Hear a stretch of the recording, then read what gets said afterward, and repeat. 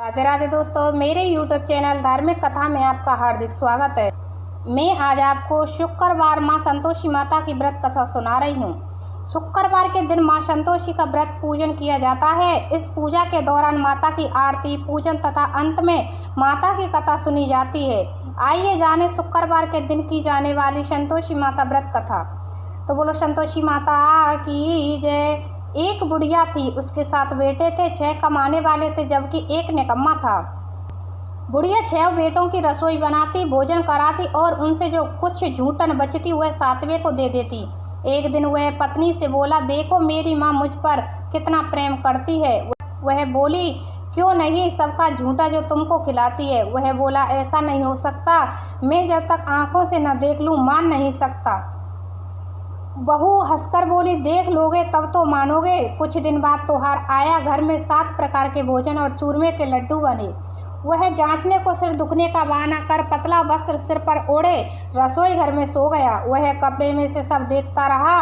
6 भाई भोजन करने आए। उसने देखा माँ ने उनके लिए सुंदर आसन बिछा, नाना प्रकार की रसोई परोसी और आग्रह करके उन्हें जमाया। वह देखता रहा। 6 भोजन करके उठे तब माँ ने उनकी झूठी थालियों में से लड्डुओं के टुकड़े उठाकर एक लड्डू बनाया। झूठन साफ कर बुढ़िया माँ ने उसे पुकारा, बेटा 6 भाई भोजन कर गए, अब तू ही बाकी है, उठ तू कब खाएगा। वह कहने लगा, माँ मुझे भूख नहीं है, मैं अब परदेश जा रहा हूँ। माँ ने कहा, कल जाता हो तो आज चला जा। वह बोला, हाँ आज ही जा रहा हूँ। यह कहकर वह घर से निकल गया। चलते समय पत्नी की याद आ गई। वह गौशाला में कंडे थाप रही थी। वहाँ जाकर बोला, हम जामे परदेश, आवेंगे कुछ काल, तुम रहियो संतोष से, दर में आपिनो पाल। वह बोली, जाओ पिया आनंद से, हमारो सोच हटाए, राम भरोसे हम रहें, ईश्वर तुम्हें सहाय। 2 निशानी आपन देखे दरू में धीर, सुधिमति हमारे विसारियों, रखियो मन गंभीर। वह बोला, मेरे पास तो कुछ नहीं, यह अंगूठी है, सो ले और अपनी कुछ निशानी मुझे दे। वह बोली, मेरे पास क्या है, यह गोबर भरा हाथ है। यह कहकर उसकी पीठ पर गोबर की हाथ की थाप मार दी। वह चल दिया। चलते चलते दूर देश पहुंचा।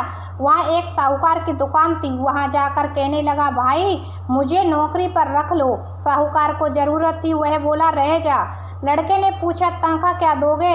साहूकार ने कहा, काम देखकर दाम मिलेंगे। साहूकार की नौकरी मिली। वह सुबह 7 बजे से 10 बजे तक नौकरी बजाने लगा। कुछ दिनों में दुकान का सारा लेन देन, हिसाब किताब, ग्राहकों को माल बेचना, सारा काम करने लगा। साहूकार के 7-8 नौकर थे, वे सब चक्कर खाने लगे, यह तो बहुत होशियार बन गया है। सेठ ने भी काम देखा और 3 महीने में उसे आधे मुनाफे का हिस्सेदार बना लिया। वह कुछ वर्ष में ही नामी सेठ बन गया और मालिक सारा कारोबार उस पर छोड़कर चला गया। इधर उसकी पत्नी को सास ससुर दुख देने लगे। सारी गृहस्थी का काम करा के उसे लकड़ी लेने जंगल में भेजते। इस बीच घर के आटे से जो भूसी निकलती उसकी रोटी बनाकर रख दी जाती और फूटे नारियल की नारियली में पानी दिया जाता था। एक दिन वह लकड़ी लेने जा रही थी। रास्ते में बहुत सी स्त्रियां संतोषी माता का व्रत करती दिखाई दी। वह वहां खड़ी होकर कथा सुनने लगी और पूछा, बहनों तुम किस देवता का व्रत करती हो और उसके करने से क्या फल मिलता है। यदि तुम इस व्रत का विधान मुझे समझाकर कहोगी तो मैं तुम्हारा बड़ा एहसान मानूंगी।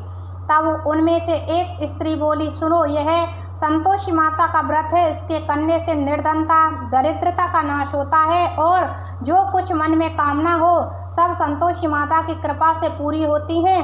तब उसने उससे व्रत की विधि पूछी। वह भक्तिन स्त्री बोली, 1.25 आने का गुड़ चना लेना, इच्छा हो तो 5.25 आने का लेना या 1.25 रुपये का भी सहूलियत के अनुसार लाना। बिना परेशानी और श्रद्धा व प्रेम से जितना भी बन पड़े सवाया लेना। प्रत्येक शुक्रवार को निराहार रहकर कथा सुनना, इसके बीच क्रम टूटे नहीं, लगातार नियम पालन करना। सुनने वाला कोई नहा मिले तो घी का दीपक जला उसके आगे या जल के पात्र को सामने रखकर कथा कहना। जब कार्य सिद्ध न हो, नियम का पालन करना और कार्य सिद्ध हो जाने पर व्रत का उद्यापन करना। 3 मास में माता फल पूरा करती हैं। यदि किसी के ग्रह खोटे भी हों तो भी माता वर्ष भर में कार्य सिद्ध करती हैं। फल सिद्ध होने पर उद्यापन करना चाहिए, बीच में नहीं। उद्यापन में 2.5 सेर आटे का खाजा तथा इसी परिणाम से खीर तथा चने का साग करना। 8 लड़कों को भोजन कराना, जहाँ तक मिले देवर जेठ भाई बंधु के हों, ना मिले तो रिश्तेदारों और पास पड़ोसियों को बुलाना, उन्हें भोजन कराया। यथाशक्ति दक्षिणा दे माता का नियम पूरा करना। उस दिन घर में खटियाई न खाना। यह सुन बुढ़िया लड़के की बहू चल दी। व्रत का प्रण करना और माँ संतोषी का दर्शन देना। रास्ते में लकड़ी के बोझ को बेच दिया और उन पैसों से गुड़ चना ले माता के व्रत की तैयारी कर आगे चली और सामने मंदिर देखकर पूछने लगी, यह मंदिर किसका है? सब कहने लगे, संतोषी माता का मंदिर है। यह सुन माता के मंदिर में जाकर चरणों में लौटने लगी। दीनों हो विनती करने लगी, माँ मैं निपट अज्ञानी हूँ, व्रत के कुछ भी नियम नहीं जानती, मैं दुखी हूँ। हे माता जगत जननी, मेरा दुख दूर कर, मैं तेरी शरण में हूँ। माता को दया आई। एक शुक्रवार बीता कि दूसरे को उसके पति का पत्र आया और तीसरे शुक्रवार को उसका भेजा हुआ पैसा आ पहुँचा। यह देख जेठ जेठानी मुँह सुकोड़ने लगे। लड़के ताने देने लगे। काकी के पास पत्र आने लगे, रुपया आने लगा। अब तो काकी की खातिर बढ़ेगी। बेचारी सरलता से कहती, भैया कागज आवे रुपया आवे, हम सब के लिए अच्छा है। ऐसा कहकर आंखों में आंसू भरकर संतोषी माता के मंदिर में आ मातेश्वरी के चरणों में गिरकर रोने लगी। माँ मैंने तुमसे पैसा कब मांगा है? मुझे पैसे से क्या काम है? मुझे तो अपने सुहाग से काम है। मैं तो अपने स्वामी के दर्शन मांगती हूँ। तब माता ने प्रसन्न होकर कहा, जा बेटी तेरा स्वामी आएगा। यह सुनकर खुशी से बावली होकर घर में जा काम करने लगी। अब संतोषी माँ विचार करने लगी, इस भोली पुत्री को मैंने कह तो दिया कि तेरा पति आएगा, लेकिन कैसे? वह तो इसे स्वप्न में भी याद नहीं करता। उसे याद दिलाने को मुझे ही जाना पड़ेगा। इस तरह माताजी उस बुढ़िया के बेटे के पास जा स्वप्न में प्रकट हो कहने लगी, साहूकार के बेटे सो रहा है या जगता है? वह कहने लगा, माँ सोता भी नहीं जागता भी नहीं, कहो क्या आज्ञा है? माँ कहने लगी, तेरे घर बार कुछ है कि नहीं? वह बोला, मेरे पास सब कुछ है माँ, बाप है बहू है, क्या कमी है? माँ बोली, भोले पुत्र तेरी बहू घोर कष्ट उठा रही है, तेरे माँ बाप उसे परेशानी दे रहे हैं, वह तेरे लिए तरस रही है, तू उसकी सुध ले। वह बोला, हाँ माताजी यह तो मालूम है, परंतु जाऊं तो कैसे? परदेश की बात है, लेन देन का कोई हिसाब नहीं, कोई जाने का रास्ता नहीं आता, कैसे चला जाऊं? माँ कहने लगी, मेरी बात मान, सवेरे नहा धोकर संतोषी माता का नाम ले, घी का दीपक जला, दंडवत कर दुकान पर जा बैठ। देखते ही देखते सारा लेन देन चुक जाएगा, जमा का माल बिक जाएगा, सांझ होते होते धन का भारी ढेर लग जाएगा। अब बुढ़िया की बात मानकर वह नहा धोकर संतोषी माता को दंडवत घी का दीपक जला दुकान पर जा बैठा। थोड़ी देर में देने वाले रुपया लाने लगे, लेने वाले हिसाब लेने लगे। कोठे में भरे सामान के खरीदार नकद दाम दे सौदा करने लगे। शाम तक धन का भारी ढेर लग गया। मन में माता का नाम ले चमत्कार देख प्रसन्न हो घर ले जाने के वास्ते गहना कपड़ा सामान खरीदने लगा। यहाँ काम से निपट तुरंत घर को रवाना हुआ। उधर उसकी पत्नी जंगल में लकड़ी लेने जाती है। लौटते वक्त माता जी के मंदिर में विश्राम करती। वह तो उसके प्रतिदिन रुकने का जो स्थान ठहरा। धूल उड़ती देख वह माता से पूछती है, माता यह धूल कैसे उड़ रही है? माता कहती है, हे पुत्री तेरा पति आ रहा है, अब तू ऐसा कर लकड़ियों के 3 बोझ बना ले, एक नदी के किनारे रख और दूसरा मेरे मंदिर पर व तीसरा अपने सिर पर। तेरे पति को लकड़ियों का गट्ठर देख मोह पैदा होगा, वह यहाँ रुकेगा, नाश्ता पानी खाकर माँ से मिलने जाएगा।